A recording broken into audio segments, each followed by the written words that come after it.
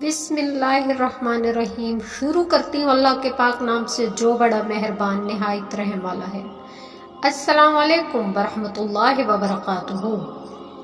Harut और Marut कौन थे और बाबुल का कुआं कहाँ पर है, और हारूत और मारूत का जादू किस तरह का हुआ करता था? ये वो पुरस्रार से सवालात हैं जिनके जवाबात तो बहुत हैं और लिखने वालों ने भी इसके बारे में बहुत कुछ लिख रखा है, लेकिन इन किस्से कहानियों में हकीकत को तलाश करना बिल्कुल ऐसा ही है जैसे गहरे समंदर से मोतियां तलाश करने के बराबर हो। ज्यादातर हमें दो तरह की रवायात मिलती हैं, एक वो जो कुरान और हदीस और ताबईन के अक़वाल में पाया जाता है, और दूसरी वो जो तुरात, अंजील और इसराइली रवायतों में मिलती है। जबकि इन इसराइली रवायात को ज़्यादातर उलमा कराम और मौर्रिखीन ने तायीद की है। इस वीडियो में हम इन दो तरह की रवायातों और वाक़ियात को मुकम्मल पेश करने की कोशिश करेंगे।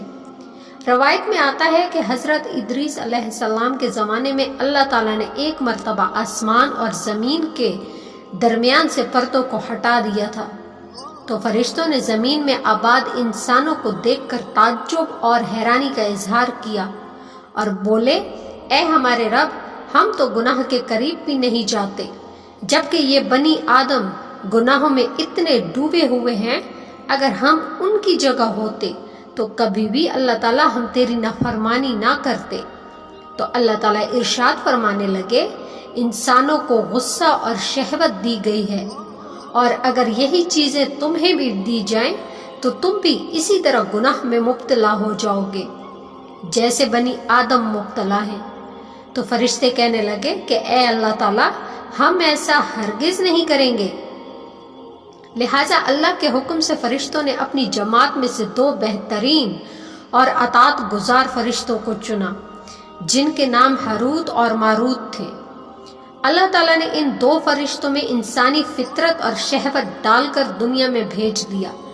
वो शहर बाबुल में दो खूबसूरत इंसान बनकर आसमान से उतारे गए और दुनिया में आने के बाद काजी के काम पर मुकर्रर हो गए, जहां वो लोगों के दरमियान फैसले किया करते थे।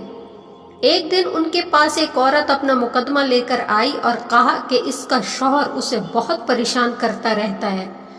हारूत और मारूत ने जब उस औरत की तरफ देखा तो वो उसकी खूबसूरती और हुस्न से इस कदर मुतासिर हो गए कि वो दोनों उस औरत पर आशिक हो गए। हारूत और मारूत ने उस औरत से ज़िना की ख्वाहिश जाहिर की तो औरत जवाब में उनसे कहने लगी, तुम्हारी ये ख्वाहिश मैं तभी पूरी कर सकती हूँ अगर तुम दोनों बुत की पूजा करोगे, शराब पियोगे या मेरे खामद को कत्ल कर दो।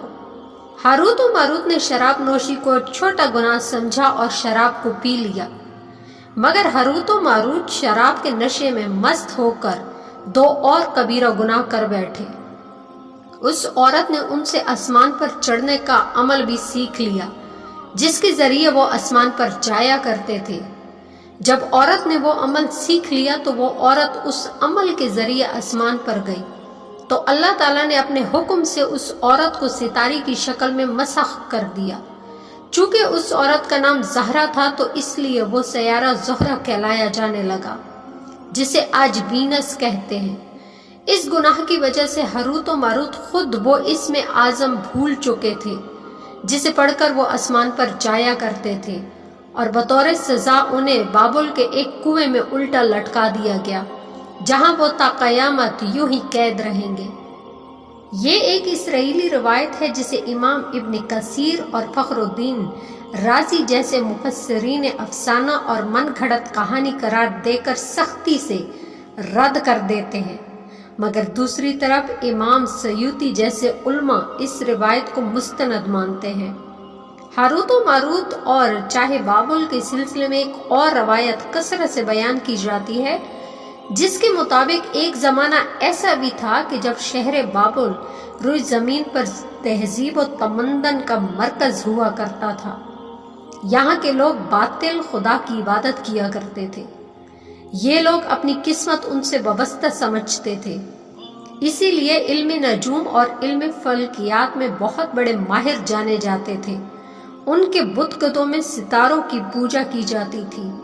یہ لوگ جادو ٹونے اور تنتر منتر سفلی کو بہت اہمیت دیتے تھے اور اس علم کے ذریعے معاشرے میں خوب فساد پھیلایا کرتے تھے۔ یہ لوگ جادو ٹونے اور تنتر منتر میں بہت آگے نکل گئے تھے۔ ان میں بڑے بڑے جادوگر موجود تھے۔ ان کی تاریخی کتابوں میں جگہ جگہ جادو اور تنتر منتر ہی نظر آتا ہے۔ ان کا جادو دور دور تک مشہور ہوا کرتا تھا۔ مختصر یہ کہ اس شہر کا باشندہ ہونا ہی جادوگر ہونے کی علامت سمجھا جاتا تھا۔ جب حضرت سلیمان علیہ السلام کی حکومت آئی تو حضرت سلیمان علیہ السلام نے ان لوگوں کو اس شرک کے عمل سے روکا اور ان کی سحر اور جادو ٹونی کی کتابوں کو ایک جگہ جمع کر کے اپنی عظیم کرسی کے نیچے دفن کر دیا تاکہ اس فتنہ انگیز علم کا جڑ سے خاتمہ ہو سکے۔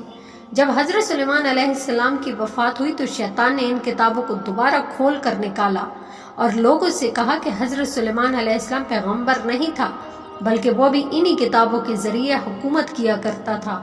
لہٰذا ہوا میں اڑنا، جنات پر قابو پانا اور حضرت سلیمان علیہ السلام کے غیر معمولی معجزات دراصل جادو اور سفلی کا عمل تھا۔ لہٰذا بنی اسرائیل نے شیطان کی پیروی کی اور ان کتابوں کو پڑھنا شروع کر دیا۔ دوبارہ یہ شیر انگیز علم اس قوم میں سرایت کر گئی۔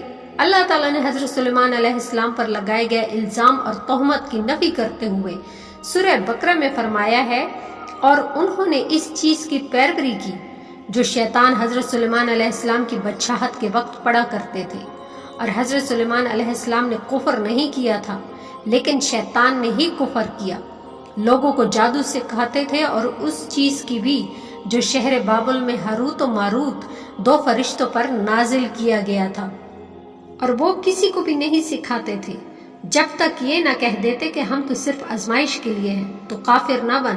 لہٰذا جب یہ سحر کا علم بابل میں عام ہو گیا تھا اور لوگوں کی تکلیف اور پریشانی کا سبب بن گیا تھا تو اللہ تعالیٰ نے دو فرشتوں کو انسانی صورت میں مامور کیا کہ وہ جادو کے عوامل اور اسے باطل کرنے کا طریقہ لوگوں کو سکھائیں تاکہ وہ جادوگروں کے فساد اور شر سے محفوظ رہ سکیں۔ لیکن یہ تعلیمات غلط مقصد کے لیے بھی استعمال ہو سکتی تھی۔ حالانکہ وہ فرشتے لوگوں کو تنبیہ کرتے تھے اور ان کے لیے کہتے تھے کہ یہ تمہارے لیے ایک طرح کی آزمائش ہے، لیکن پھر بھی وہ لوگ ایسے کاموں میں پڑ گئے تھے جو انسان کے لیے تکلیف اور نقصان کا سبب تھا۔ الغرض عربی زبانوں میں اس کنویں کا ذکر بھی ملتا ہے جہاں کئی لوگ پہنچتے تھے اور ہاروت و ماروت سے ملاقات کر کے جادو کا علم بھی سیکھ لیا کرتے تھے، جبکہ بعض مورخین کا کہنا ہے کہ عراق کے شہر حلہ کے قریب ایک کھنڈر میں موجود قدیم کنواں ہے جہاں سے بابل کی سرحد شروع ہوتی تھی۔ یہ اس کنویں کو ہی چاہے بابل قرار دیتے ہیں۔ بہرحال اس واقعے سے یہ سبق ہمیں ملتا ہے کہ سفلی اور جادو ایک شرک کا عمل ہے، مگر یہ کہ اس کا استعمال فساد اور شر پسندی کے خاتمے کے لیے کیا جائے۔ امید کرتی ہوں آپ کو میری آج کی ویڈیو اچھی لگی ہوگی۔